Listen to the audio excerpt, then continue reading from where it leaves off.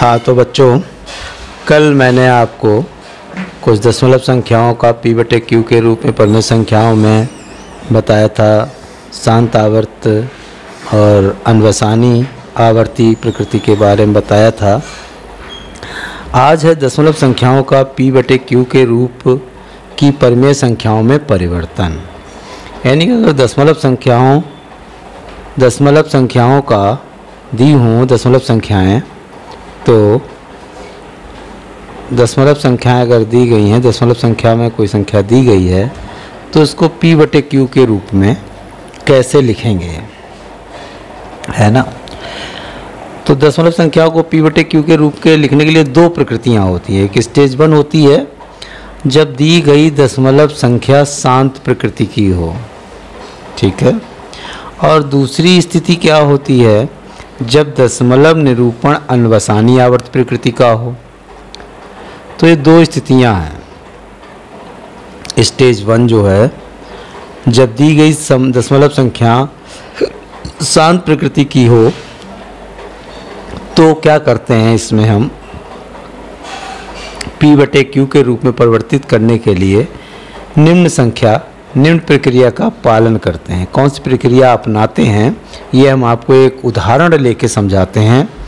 उदाहरण हमने लिया है 3.14267 को p/q के सरलतम रूप में व्यक्त कीजिए, जहां p और q क्या है, पूर्णांक हैं, और q ≠ 0। ये हमने सवाल लिया है, ठीक है। ये कैसा सवाल है, आपको पता चल गया होगा कि ये शांत दशमलव प्रसार में है। ये जो संख्या दी गई है, ये एक शांत दशमलव प्रसार में है, और इसके दशमलव खंड में कितने अंक हैं, 1 4 2 6 7 8, यानी 6 अंक हैं, ठीक है। तो पहला स्टेप क्या हो गया, हमने ये देख लिया कि ये शांत प्रसार का है और इसके दशमलव खंड में कितने अंक हैं, ये देख लिया। स्टेप 2 में हम क्या देखते हैं कि जो संख्या दी गई है, इसमें हम क्या करेंगे कि दशमलव जहाँ पे है उसके एक जो दशमलव खंड है, दशमलव खंड के जितने अंक हैं, 1 लिखने के बाद उतने 0 बढ़ा देते हैं। जैसे अब 3.14267 है, इसको क्या लिखेंगे, 3.14267, नीचे 1 लिखा और कितने अंक हैं, 6 अंक हैं, तो 6 0 बढ़ा दिए हमने। तो ये क्या हो गई, एक परिमेय संख्या हो गई। अब स्टेप 3 में क्या होता है कि हम इसको सरलतम रूप में भी लिख दें। वैसे तो यही परिमेय संख्या हो गई, लेकिन हमारी जो परिमेय संख्या है उसको हम सरलतम से सरलतम रूप में भी लिखें। तो सरलतम रूप में लिखने के लिए क्या करेंगे, हम अंश और हर, अंश समझते हैं क्या है, ऊपर वाला अंश होता है, नीचे वाला हर होता है। अंश और हर में हम देखते हैं कोई उभयनिष्ठ गुणनखंड कौन सा है, यानी 2 से ये भी कट जा रहा है, 2 से ये भी कट जा रहा है, तो इसका उभयनिष्ठ गुणनखंड क्या हो गया, केवल 2 है।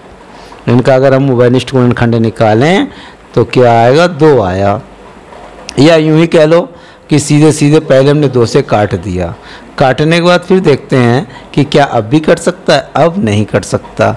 या अब यूं कहें कि अंश और हर का कोई भी कॉमन गुणनखंड नहीं है, यानी 1 के अलावा। सरलतम रूप क्या होता है, अंश और हर का कॉमन फैक्टर कितना हो जाए, कॉमन फैक्टर यानी उभयनिष्ठ गुणनखंड कितना हो जाए, 1 हो जाए, तो वो उसका सरलतम रूप होता है। इसका भी अब क्या देखेंगे, आगे नहीं कट सकता है। इसका मतलब हुआ अंश और हर का जो सरलतम, जो कॉमन फैक्टर है, गुणनखंड है, उभयनिष्ठ गुणनखंड है, वो 1 आ गया। इसका मतलब क्या हो गया, ये संख्या अब, ये परिमेय संख्या अब क्या हो गई, अपने सरलतम रूप में हो गई। ठीक है भैया, समझ गए। अगर कोई दशमलव में संख्या दी गई है तो उसको p/q के रूप के सरलतम रूप में व्यक्त करना हो, या कहा जाए परिमेय संख्याओं के रूप में परिवर्तित कीजिए, तो कैसे परिवर्तित करेंगे, हमने एक एग्जाम्पल लेके ये आपको बताया है, ऐसे परिवर्तित करेंगे। ठीक है। अब स्टेज 2 है जब दशमलव निरूपण अनवसानी आवर्ती का हो, ये वाला है। अब स्टेज 2 में क्या करेंगे, यानी अनवसानी आवर्त प्रकृति के लिए क्या करेंगे, हम इसको भी एक एग्जाम्पल ले लेते हैं। एग्जाम्पल लेने के बाद हम इसको आपको एग्जाम्पल से समझा देते हैं, ठीक है।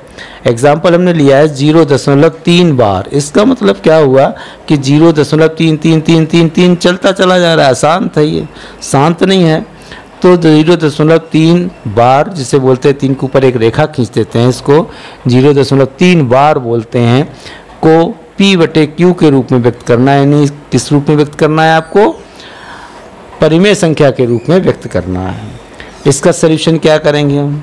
नंबर 1 बात, स्टेप फर्स्ट क्या मान लें इसका कि x बराबर 0.3 बार जो दिया गया है, x बराबर 0.3 बार दिया गया है, इसको हमने स्टेप फर्स्ट मान लिया।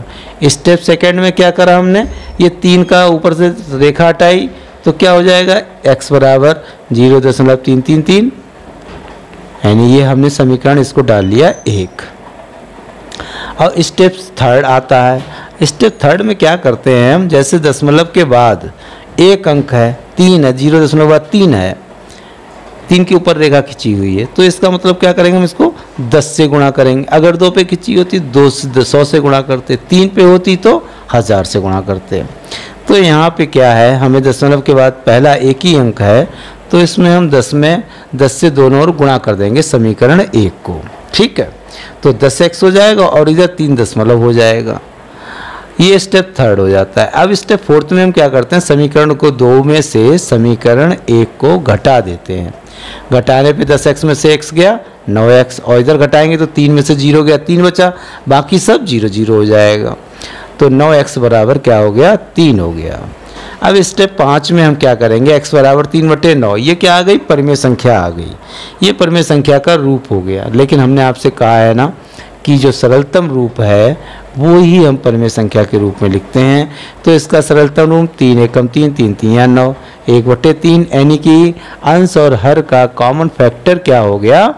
3 हो गया। तो 3 से हमने दोनों को काट दिया, तो क्या आया? x बराबर 1/3।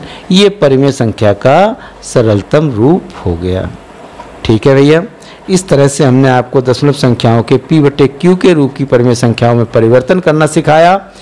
ये हमने आपको 2 तरह का भी बताया है। शांत प्रकृति का, जब संख्या आपको दशमलव संख्या शांत प्रकृति की हो, और जब दशमलव संख्या अन्वसानी आवर्त प्रकृति की हो, वो 2 प्रकार के हमने बताए हैं। इसके बाद एक और है, जब दशमलव संख्या मिश्रित रूप में हो तो P/Q के रूप में परिमेय संख्या में कैसे परिवर्तित करेंगे, ये हम आपको अभी अगली वीडियो में बताते हैं। ठीक है।